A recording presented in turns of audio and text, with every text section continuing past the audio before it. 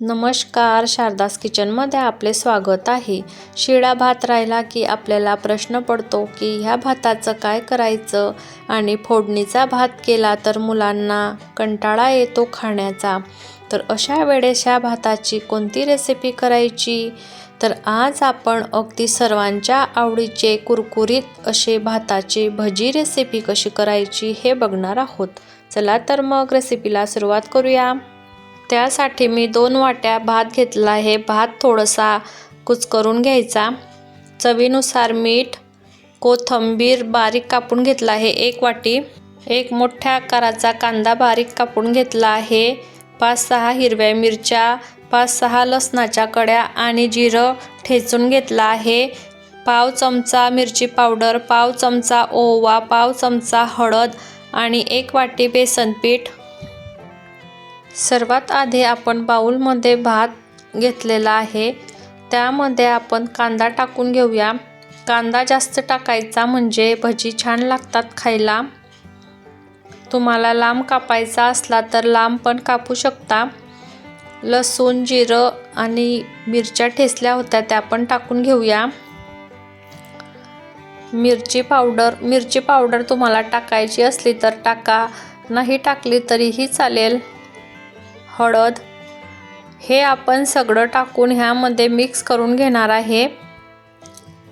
मीठ बेताने टाकायचं, आपण भातामध्ये पण मीठ टाकलेलं आहे, त्यामुळे मीठ जास्त टाकायचं नाही, नाहीतर भजी खायला खारट लागतील। मी हातावर ओवा चोळून घेतला होता। कोथिंबीर, मी 1 वाटी गच्च भरून कोथिंबीर घेतलेला आहे। भाताच्या भज्यांमध्ये कोथिंबीर खायला खूप छान लागतो, म्हणून जास्तच टाकायचा कोथिंबीर। आता आपण बेसन पीठ टाकून घेऊया। बेसन पीठ आपल्याला थोडं थोडं टाकायचं आहे, एकदाच टाकून द्यायचं नाही आहे। आता हे सगळं व्यवस्थित मिक्स करून घ्यायचं। आपण पाणी न टाकता मिक्स करून घ्यायचं आहे, एकजीव होईपर्यंत मिक्स करायचं। भात शिजवलेला असतो म्हणून पाण्याची आवश्यकता पडत नाही। अगदीच वाटलं तर थोडं 2-3 चमचे पाणी टाकायचं। बघा, आपण अशा प्रकारे मिक्स करून घेतला आहे। आपल्याला जर अजून बेसन पीठ टाकायचं असलं तर आपण टाकू शकता। बघा, मला थोडं बेसन पीठ कमी वाटते आहे म्हणून मी अजून 2 चमचे बेसन पीठ टाकून घेते आहे। हे पण व्यवस्थित मिक्स करून घेऊया।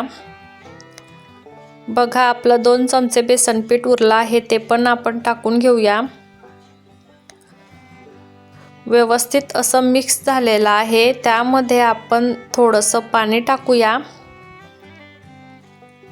अगदी आपल्याला घट्ट करायचं आहे, हे पातळ करायचं नाही आहे। बघा, मी पोहे खायचे 2 चमचे पाणी घेतलं आहे। बेसन पीठ आणि भात एकजीव होईल म्हणून थोडंसं पाणी टाकायचं। अजून 2 चमचे पाणी टाकून घेते आहे। एकूण आपण 4 चमचे पाणी टाकून घेतलेलं आहे। आपण जेव्हा भाताचे भजी करतो त्यामध्ये पाणी जास्त टाकायचं नाही, नाहीतर भजी व्यवस्थित होत नाही।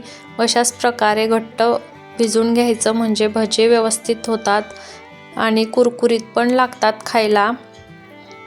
मी तेल तापायला ठेवलं होतं, तेल तापलं आहे। आता आपण भजी टाकून घेऊया। हे भजी टाकताना आधी हाताला पाणी लावायचं, मग भजी टाकायचे, म्हणजे हाताला मिश्रण चिटकत नाही। गोळा करायचा नाही भज्यांचा, असेच टाकायचे आपल्याला, दाबून टाकायचे नाही, नाहीतर ते भजे कडक होतात, कुरकुरीत होत नाही। बघा, आपण जेवढे कढईमध्ये मावतील तेवढे भजे टाकून घेऊया। तेल तापून घ्यायचं आणि मंद आचेवर भजे तळायचे, म्हणजे आतपर्यंत भजी तळले जातात। आपण जर फुल गॅसवर भजे तळले तर ते आतून कच्चे राहतात आणि बाहेरून लाल होतात, म्हणून केव्हाही भजे तळताना तेल तापून घ्यायचं आणि मंद आचेवरच भजे तळायचे। हे भजी अजिबात तेल पीत नाही, अगदी कुरकुरीत अशी भजी होतात। आपण वेगवेगळ्या प्रकारची भजी खाल्ली आहे, पण ही भाताची भजी कधी खाल्ली नसेल तर तुम्ही 1 वेळा नक्की ट्राय करून बघा। ही भाताची भजी जर तुम्ही एक वेळा केली तर तुमच्या घरचे तुम्हाला सांगतील की भात लावताना जरा जास्तीचा लाव आणि आम्हाला ते भजे खाऊ घाल. इतकी भन्नाट ही रेसिपी होते. तुम्ही नक्की ट्राय करून बघा. उलटा पालट करायचे म्हणजे दोघं बाजूने व्यवस्थित ब्राऊन कलर येईपर्यंत भजे तळले जातील. बघा छान असा ब्राऊन कलर आलेला आहे भज्यांना. आता आपण हे भजे काढून घेऊया. किती छान असा कलर आलेला आहे भज्यांना आणि कुरकुरीत दिसत आहे, बघू शकता.